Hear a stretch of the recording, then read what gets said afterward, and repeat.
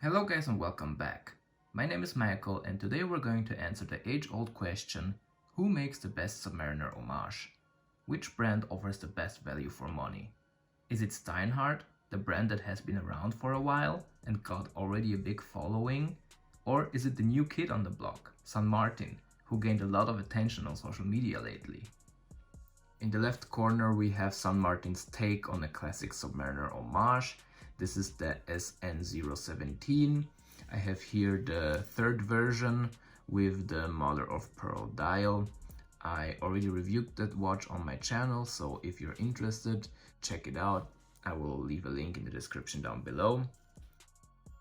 In the right corner we have a brand that is really well known in the homage world. It's a Steinhart Ocean 1 in 39mm. I have here the 39mm Nomon exclusive variant. You can only buy it on Nomon's website. I will leave a link in the description down below as well. Okay, so how does it work? I have here some categories written down, and then I will score the watches out of 10, see how many points each watch gets in a category, and then we can compare them. So let's start with round 1. In my opinion, the most important factor is the price. That's also why this category will be worth double the points. The standard variant of the Sanmartin is available for around $240 at the time of recording this video, while this particular mother of pearl dial costs a little bit more, $250. So it's $10 more.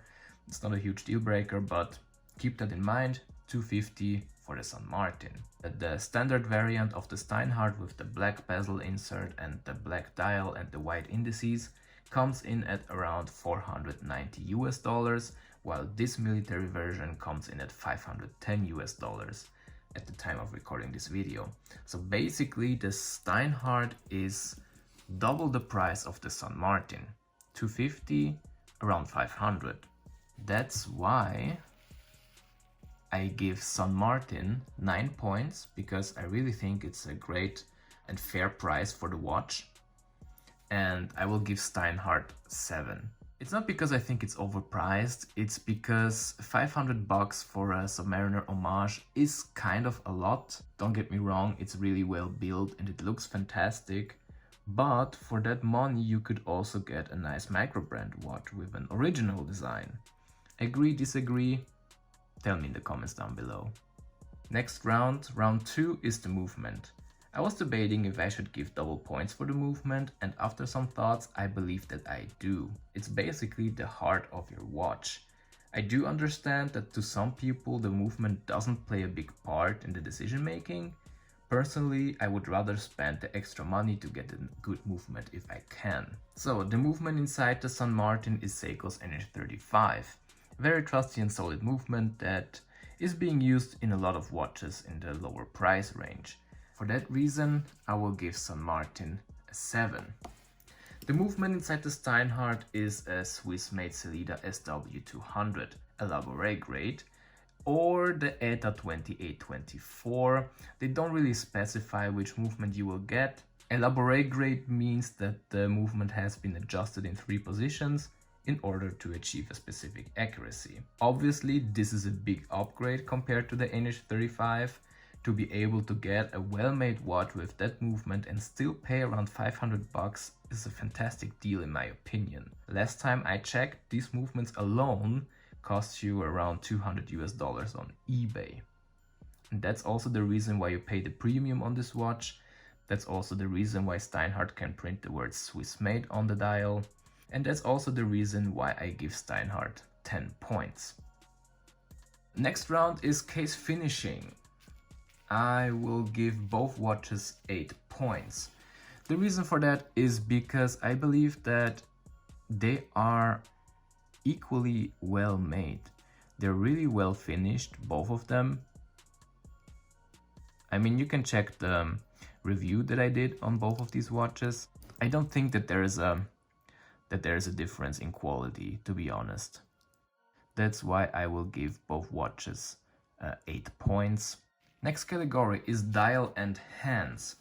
Obviously both watches have different dials and different handsets That's what sets them apart. So personal preference plays a big part here. The Sanmartin has a really beautiful mother of pearl dial, which I really like, but I am not the biggest fan of the Mercedes hands, to be honest, so I will give it a solid 8. Steinhart, on the other hand, has, in my opinion, a more interesting dial. It has this faux patina look. It has the sword handset. Yeah, it has this vintage aesthetic and I really dig it. Obviously, both dials are really well made, but I personally prefer the look of the Steinhart dial and the handset especially. That's why I'll give Steinhart 9 points. Next category is the crystal. Both watches have a sapphire crystal. The only difference is that Sanmartin has a flat sapphire crystal and uses a cyclops, and the Steinhart uses a double domed sapphire crystal. Both of these use some kind of AR coating. What I did notice is that the double domed crystal from the Steinhart is reflecting a bit much. You can see here my window, for instance. When it comes to AR coating, I believe that the Sanmartin uses clear AR coating, while the Steinhart uses blue AR coating. You can kind of tell it there. I have to admit that the crystal on the Steinhart is a bit disappointing to me. It's just not that clear. It appears a little bit milky, if you know what I mean. Like there's always some reflections going on, and I'm not just the biggest fan of it. If I knew that it would reflect that much, I would probably not buy this watch, to be honest. That might sound extreme, but that's a fact, you know. We watch collectors are very picky, and the smallest thing can kind of destroy a watch. And for me, it's the crystal, the double-domed sapphire crystal. That's the reason why I'll give 8 points to Sanmartin and 6 points to Steinhart. Next up is gonna be the Lume. This is just gonna be real quick. Steinhart, really disappointing, but it's not the fault of the watch or the manufacturing. It's just that the faux patina, this vintage markers and handsets, the Lume is just not as strong. If you compare it to Super Luminova, the BGW9, it's not even close. That's why I give 8 points to the Sanmartin, because it's really generously applied, nothing wrong with the Lume, and 5 points to the Steinhart. Yeah, I'm sorry, Steinhart. Alright, next category is going to be the bracelet and the clasp. I'll give Steinhart an 8 and Sanmartin an 9. Both bracelets are very similar in style. Both are 3-link bracelets. Both feature solid end links and screw pins. Both taper down from 20 millimeters down to 16 millimeters. The Steinhart links are, however, a bit chunky. So if you compare the individual links, you can tell that the Steinhart ones are a bit chunkier, they are a bit fatter. I measured it actually. The Steinhart link is 3.8 millimeters thick, while the Sanmartin is 3.1 millimeters thick. Personally, I prefer the bracelet of the Sanmartin actually, which is amazing for the price. And they have this awesome clasp, which is well finished. You have 4 micro adjustments.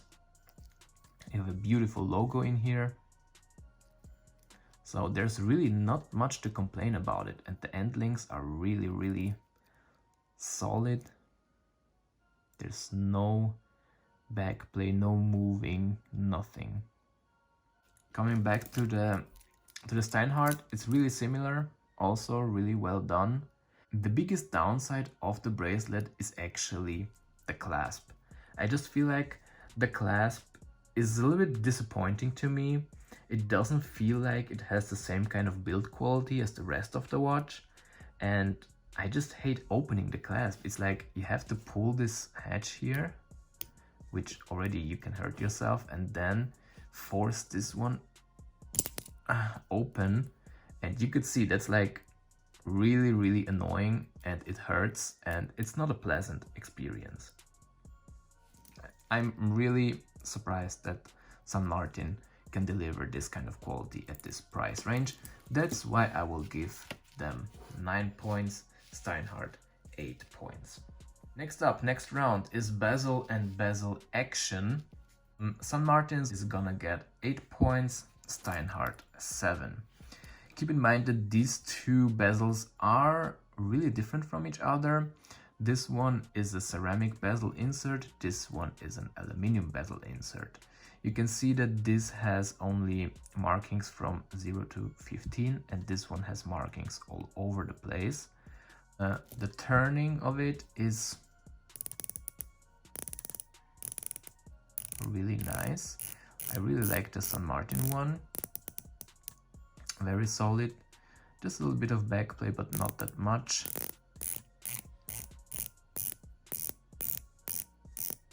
Yeah, I could listen to that all day. It's really fun to play with it. And it lines up perfectly. There's nothing wrong with the bezel. That's why I will give them 8 points. The Steinhart, well, where do I start? I actually prefer the look of it. I really like that there's markings all over the place, and that the Lume pip has this, it has the same color as the indices. But where Steinhart lost a lot of points is the bezel action. It's when I received this watch, it was really hard to turn. Now it loosened up over time, but it's still not a really pleasant experience. You can see that I have to hold the watch in a specific way, because here I almost cannot turn the watch when I hold it here. I need to turn it here. And it's really difficult.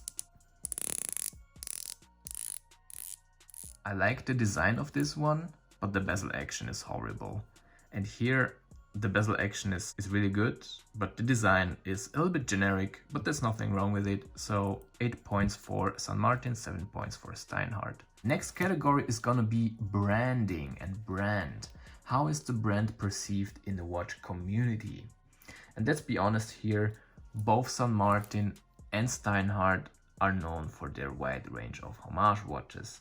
But Steinhart has the advantage of also producing some original timepieces. Sanmartin is trying to do that as well, but they're also mostly focusing on homage watches right now. I will give Sanmartin a 6 and Steinhart an 8. Let's start with Steinhart. I personally prefer the overall branding on the watch of the Steinhart. Just the logo, the name, the branding, everything seems to fit perfectly in my opinion. Sanmartin, on the other hand, has or had issues with that. They had like 3 different logos in the past, and it seems like they cannot decide which one to use. I also think that the name is kind of odd. I mean, what does Sanmartin actually, what is it supposed to mean? That's the problem that I have with a lot of other Chinese manufacturers. They just pick random words, place them on the dial, and that's their company name, that's their brand name. That's why I will give Sanmartin 6 points only. The last category is gonna be the X factor, which is the uniqueness, the special thing about the watch. Like, how do I feel towards both timepieces? Here I'm gonna give Sanmartin 7 points and Steinhart 10 points. As I mentioned in my review before, I really like what Sanmartin did with this modern Submariner style. However, I somehow can't really bond with it. I don't know what it is, maybe it's the lack of branding. But yeah, the finishing and the build quality is top notch, but the design just doesn't do it for me. I don't know. Steinhart, on the other hand, hit the nail on the head with this one. I really love the Milsub style. That's the reason why I chose this watch actually. The 39mm case is just something a little bit different, a little bit smaller. The matte dial, the printed indices, there are only a handful of brands that offer this kind of design, and out of them all, Steinhart does it the best. In general, I am a huge sucker for vintage-inspired watches. I like them way more than modern designs. For me, Steinhart deserves a 10 in my book. Right, so let's check out the results. We have 94 points for the Sanmartin and 95 points for the Steinhart. As you can see, it's really close. It's basically personal preference. My pick would be the Steinhart. It's just not because it's more expensive, it's just because I like the design a little bit more. Is the Steinhart worth double the price of this one? I don't know, that's what you have to decide. But build quality wise, they're really close, if not even the same. Alright guys, what do you think? Do you agree or disagree with me? Please let me know in the comments down below. So thank you very much for watching. This is Michael and I'm gonna see you in the next one. Cheers!